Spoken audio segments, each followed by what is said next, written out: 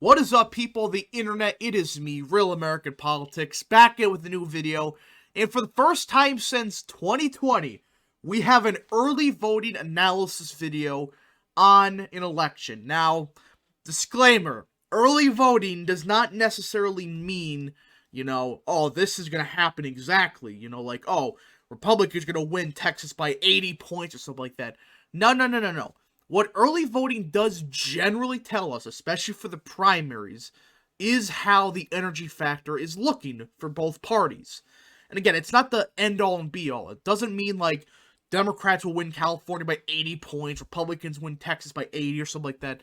This just gives a general energy factor and how the state really is trending.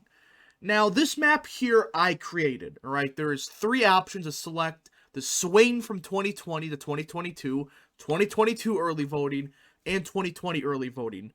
This will be in the description down below so you can look at it. It will update every day. That's my plan. Every single day, it will update to compare from 2020 to 2022 so we get a general idea how the energy factor is looking. Now, before I forget before we start this video, I hope you enjoy these type of videos. If you do, hit that like button down below, subscribe, share with your friends, hit the little bell, and yes. So, this is the 2020 Texas early voting for the primaries. Again, this is including the presidential stuff, the House races, etc. from 2020. 2022 stuff includes stuff like the governor's race, the House races, all of that, because Texas has a very early primary on off years. It's weird, but they just do. And you look at this map here in 2020, this is quite obvious where some of these results look like. You go here to Bexar County.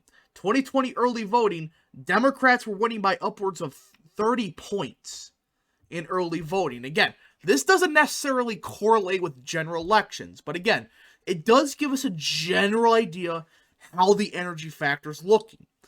And again, this is including the presidential candidates, which, the Republican primary, really no contest, so turnout, yes, was a bit lower, but generally speaking, this map was quite accurate, I should say, in how the Texas voted in 2020.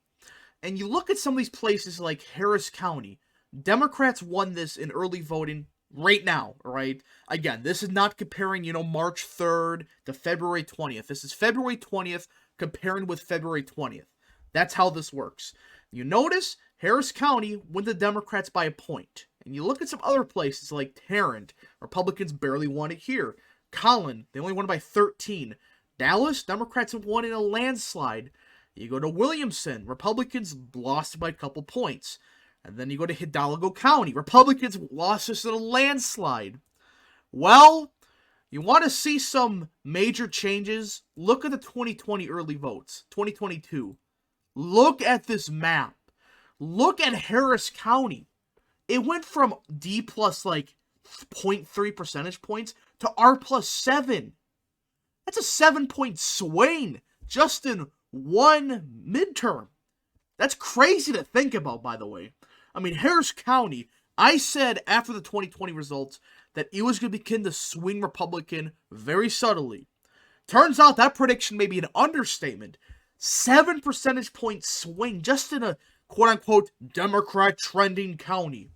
And you go to Hidalgo County, Republicans only are losing this by around 60. Significantly better by 81. That's a 22-point swing. You go to Bexar County, it's almost within 10 points. This is where San Antonio is. Williamson, safe Republican. Tarrant County, safe Republican. Collin, significantly safe Republican. Even Dallas got significantly closer. Even El Paso got closer. Even Travis County, the dumpster fire of Texas, got even more Republican. Now again, primaries don't indicate exactly how a general election will look. I mean, you look at 2020, and it predicted Tarrant County to go the Republicans by 2 or 3, which before COVID, that's probably what it would have happened. So that's why I'm saying that, again, primaries don't necessarily result in general elections.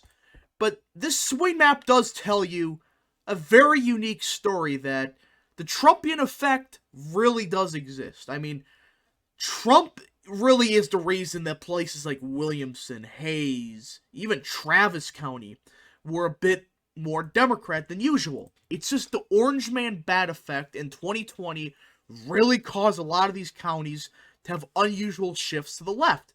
Even Tarrant County is swinging 22 points towards the Republicans.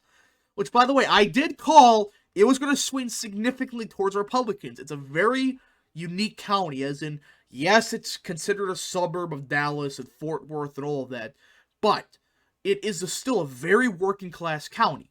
You go to Bexar County, very similar. San Antonio, very blue-collar. It just has unique demographics that don't usually work well with the Republicans. And, of course, you got the Rio Grande Valley. Guys, do I have to say anything? Cameron County swung 21 points. Hidalgo County swung 22 points. Starr County, 14 percentage points. And again, this is another disclaimer with this map, alright? Before I release this publicly. Some of these counties only had like 7 people vote, like Crockett County. The reason for this swing is simple. There's like nobody voting in some of these counties. Loving County has like 2 people in it. So, some of these results, again, take a grain of salt with some of these counties with like 5 people in it. But generally speaking, I mean, Harris County swung 7 points Republican. These are big counties. And it's not like a 2-point shift. No, it's 7, 8, 9, 10, 20 in some instances, 15, 19, 15 in El Paso. It's a unique thing in Texas. This is proving that Texas isn't going Democrat for a long, long time. I mean, with all the crap that's happened, with COVID and stuff, Trump still won the state by around 6 percentage points. In the worst national environment in the history of the Republican Party, well, outside of maybe like 1932, but still, I mean, look at these swings. And again, these are not, 5 people counties like where a lot of Democrat swings are. These are big counties. And it's showing that the energy factors there for the Republicans, that a lot of these, independent voters that may have not liked Trump may have realized, okay, this was a big, fat mistake. We're voting for the Republicans this cycle. And it's, generally speaking, a statewide shift. Now, again, some counties did shift Democrat, like Fort Bend, places like Brazila County. But to be fair, Fort Bend, yeah, it voted like 21 points towards Donald Trump's primary and stuff.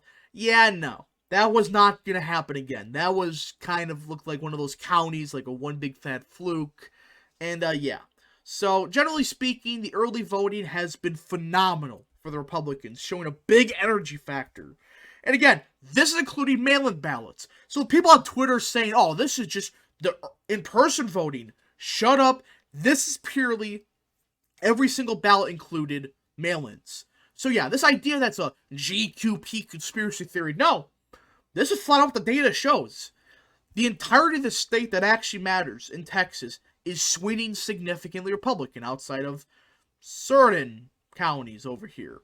So yeah, I hope you enjoyed this video. If you did, smash that like button down below, subscribe, share with friends, hit the little bell, and yes, if you want access to this map, it'll update daily. It will be in the description down below, the first link. Do click it. I recommend you look at it daily because it will shift. And I do plan to possibly add a graph like over here somewhere that shows you like the daily trends. That should be fun to do. It will be done hopefully tomorrow. And yeah, I hope you enjoyed. Hit the like button down below, subscribe, share with friends, hit that little bell, and yeah, thank you so much for watching, and we'll see you guys in the next video. Godspeed to all of you.